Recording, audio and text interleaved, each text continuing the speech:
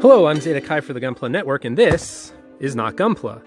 This is the Bandai model kit of the Star Wars Rogue One 1/72nd scale TIE Striker, released in 2017 and selling for a suggested yen price of 2,700 yen.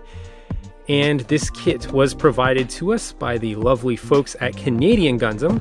Be sure to check out CanadianGundam.com for all your Gunpla and other Plamo needs.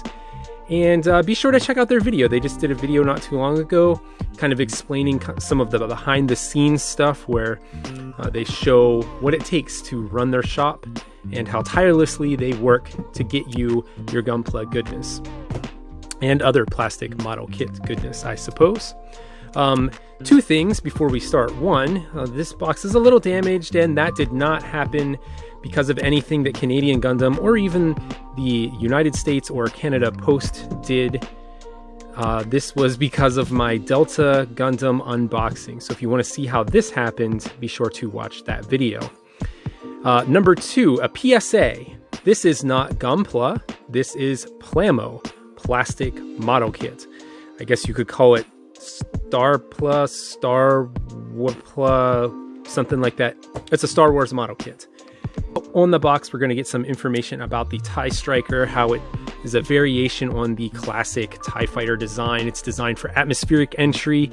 It's kind of a prototype developed on Scarif and is used mostly for flying around in the atmosphere, although it is capable of flying in suborbital flight. It says here sticker or water decal, so hopefully we'll get some water slides inside. We'll see that. Movable wings. This is something I was very concerned with. The TIE Striker is supposed to have a variable wing design. It's should be able to move those wings up and down. So it looks like the kit's going to have that. And we get some really cool laser effects. This is something a lot of the Star Wars model kits do, at least the Bandai ones. They supply you with some nice laser effects. Think Gunpla beam sabers, and you get the idea. However, it'll be interesting to see if we get just these two or if we get enough for all the lasers found on the TIE Striker, of which there are 4 regular ones and 2 heavy ones, I believe. It doesn't look like we're going to get more than 2. We also get an angle adjustable stand, which is nice. We get the Disney logo, which probably explains a little bit of the somewhat premium price that you're going to pay here. However, everything that I've seen about these kits tells me that that price is warranted. But let's see. So let's open up the box and see what's inside. So the typical plastic bags with runners inside. You get 1 bag, and you get 2 bags, and you get 3 bags. And you get this little sheet here, and you get an instruction manual. So let's take a look at all of these individually. Also, this box is a nice glossy black, kind of reminds me of the real grade boxes. Speaking of boxes, I thought it would be interesting to show you how it stacks up with some Gunpla boxes that you may be more familiar with. So this is the box for the high-grade Gastema, recently reviewed on Gunpla Network by Mystic, and you'll see that it is the same basic size, and of course the same shape. I don't know why I'm saying that, but it is a little bit thinner than your standard Gunpla high grade. There are some high grades that are this thin, but most of them are about this thickness. This is pretty much a standard high grade box. So the TIE Striker is a little smaller. So let's take a look at the A plate. This is A1, and you'll see here the big giant black piece for the wing. Some very, very nice fine etching. Let me see if I can kind of get that on the camera here.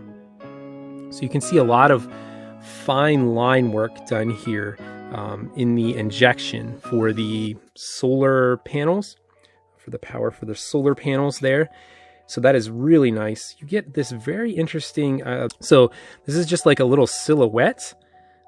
So I guess this is here to show you the size. This is a 1/72nd scale TIE Fighter pilot, TIE Striker pilot, I guess in this case. Here are your laser effect parts. Very nice neon green, and some parts here for the cockpit. This part here is very nice. It's molded all across all 3 sides. of it, and you get tons of little, what are they called? Greebles, right? Isn't that what they're called? I'll use Star Wars fanatics. I'm a Star Wars fanatic, to be honest. A lot of nice little greebles on here, and some more cockpit parts. So let's take a look at the A2 runner.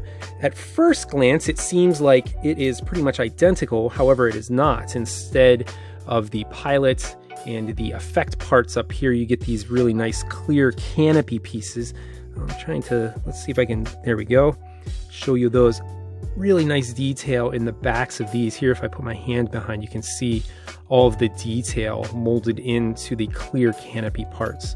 So that's pretty cool. Again, the other half of the cockpit, some more pieces to stick on there, and that lovely, lovely detailed wing. Super cool. Moving on to the B runner. This is the B runner here, and you get some of the framework for the wings here. Again, lots of really cool little detail here. Try to show you some of that. Very, very nice. Huge pieces. This looks to be a very, very simple build. But the surface detailing is hyper complex. Everything that you would expect to see in a Star Wars ship or starfighter, you'll see it here. Lots of fine detail. This is excellent. This is exactly what you're looking for if you're looking for a good Star Wars model kit.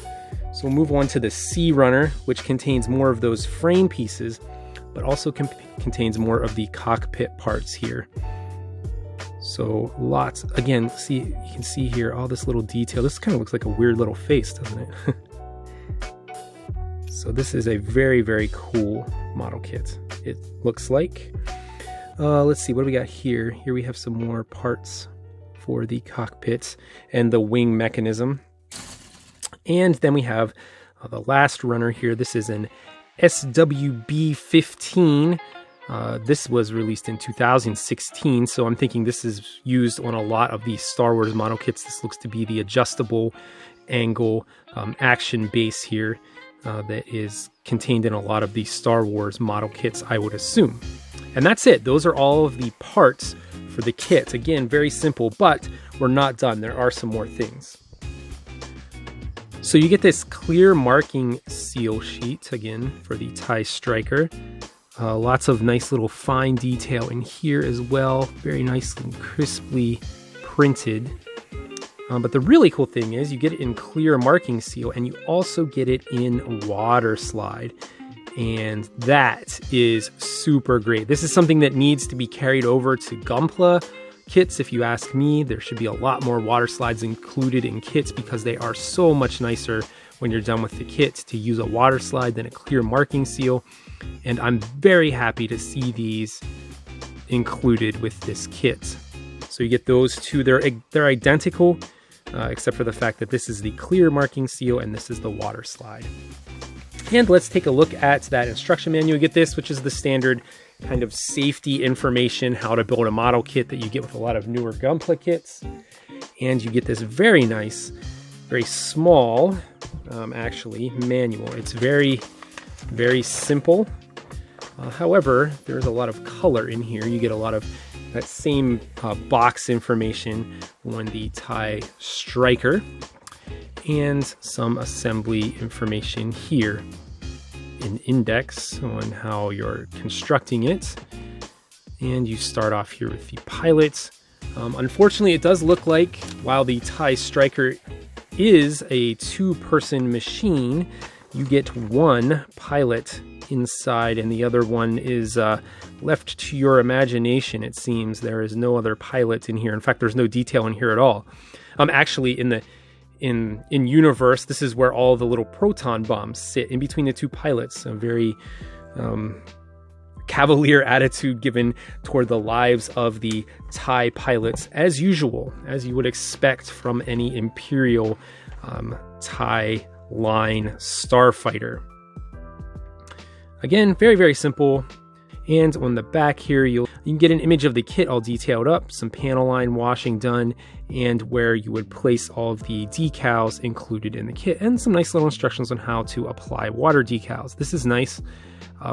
This is a lot less daunting than it may seem. This is not a super hard process to apply water slide decals. Don't be intimidated by them, and don't be too concerned whenever you go to apply them. So it looks like a lot of those are going to be for inside that cockpit. Unfortunately, not for the back pilot, just for the front one. There is no second pilot.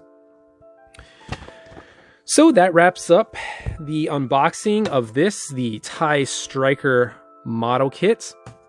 Let us know down below if you'd like to see more information on Star Wars model kits. I am huge into the lore of Star Wars. I'm a gigantic Star Wars fan, and I would love to build some more of these kits up. If you're interested in that, let me know down below.